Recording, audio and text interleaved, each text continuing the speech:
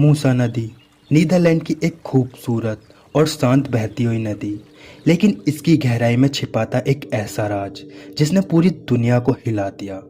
साल था 1764, जब मूसा नदी के किनारे एक चूना पत्थर की पहाड़ी में कुछ मजदूर रोज की तरह काम कर रहे थे। अचानक से एक मजदूर का औजार एक ठोस सी चीज में टकराता है। देखने पर वो बहुत ठोस लग रहा था। जब वहां और खुदाई की जाती है तो वहां से एक विशालकाय जबड़ा निकलता है जिसमें बहुत नुकीले और 2 इंच लंबे दांत थे। पहली नजर में देखने से यह किसी विशालकाय मगरमच्छ का स्कल लग रहा था, पर मजदूरों को कहाँ पता था कि उन्होंने एक ऐसे मॉन्स्टर को ढूंढा है जो लेट क्रिएटिव पीरियड में समुद्र पर राज करा करता था। यह मॉन्स्टर इतना भयानक और इतना खतरनाक था कि सिर्फ इसकी आहट से ही पूरे समुद्र में दहशत का माहौल बन जाया करता था। डॉक्टर हॉफमैन, जिनकी दिलचस्पी प्राकृतिक इतिहास में है, को जब इस फॉसिल के बारे में पता लगता है तो फौरन ये इस पर रिसर्च करने पहुंच जाते हैं। जब इन्होंने इसकी कार्बन डेटिंग निकाली तो पता लगा ये आज से करीबन 66 मिलियन साल पहले इस धरती पर पाया जाता था। लेकिन अब तक डॉक्टर हॉफमैन को मूसा नदी से इसका सिर्फ स्कल का फॉसिल ही मिला था, जिसे स्टडी करने पर इसके बारे में ज्यादा कुछ पता नहीं लग पाया। पर उन्होंने बताया कि इसके स्कल को देखकर ऐसा लगता है कि यह समुंदर के मोस्ट डेंजर प्रेडेटर में से एक था। इस पर वैज्ञानिकों द्वारा स्टडी चलती रही। 1845 में ब्रिटिश वैज्ञानिक विलियम कॉन्वेयर ने इसे एक नाम दिया, मूसासॉरस, यानी मूसा नदी की छिपकली जैसा राक्षस। शायद वो सही भी थे, क्योंकि मूसासॉरस सच में एक राक्षस ही था जैसा समुंदर भी कांपता था। इसके कुछ फॉसिल टेक्सास और मोरक्को में भी मिले, जिससे इसके बारे में कुछ ज्यादा पता नहीं लगा।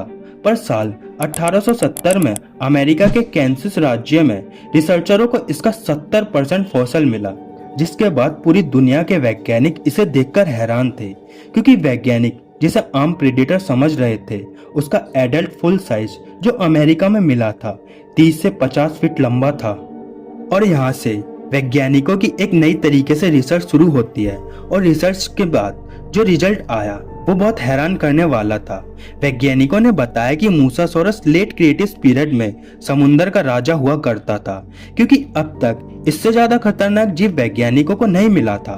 मूसासॉरस के फ्लीपर, जो किसी बड़े नाव के चप्पू जैसे थे, की स्टडी करने के बाद वैज्ञानिकों ने बताया कि ये समुंदर का सबसे तेज स्विमर, जिसकी स्पीड 48 किलोमीटर प्रति घंटे थी, और इसके 2 इंच लंबे दांतों का बाइट फोर्स 13,000 न्यूटन तक था, जो किसी भी जीव के 2 हिस्से करने के लिए बहुत था। मूसासॉरस को समुंदर का राजा कहना कोई गलत नहीं था, क्योंकि इसका साइज जो 30 से 50 फुट तक का होता था, और इसकी बनावट मगरमच्छ, सांप और शार्क से मिलती थी, जो इसे समुंदर का सबसे तेज स्विमर बनाती थी।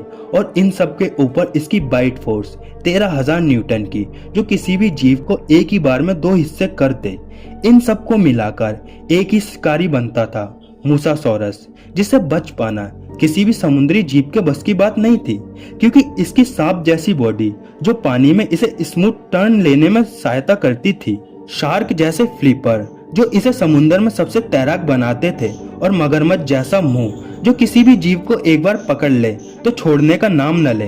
वैज्ञानिकों की स्टडी में यह भी पाया गया कि कुछ मूसासॉरस के फॉसिल्स पर किसी खतरनाक प्रेडेटर के दांतों के निशान पाए गए थे, जो मूसासॉरस के दांतों से मिलते थे, जिसका मतलब साफ था कि मूसासॉरस भूख लगने पर अपनी प्रजाति के जीवों का शिकार कर लिया करता था। मूसासॉरस का धरती से अंत कैसे हुआ, इस पर बहुत बड़ी बहस है, क्योंकि कुछ वैज्ञानिक बोलते हैं कि मूसासॉरस का अंत समुद्र में किसी और जीव जो मूसासॉरस से भी ज्यादा खतरनाक था के आने से हुआ, पर अभी तक के फॉसिल्स पर ऐसा कोई निशान नहीं पाया गया था जो इससे खतरनाक जीव का हो।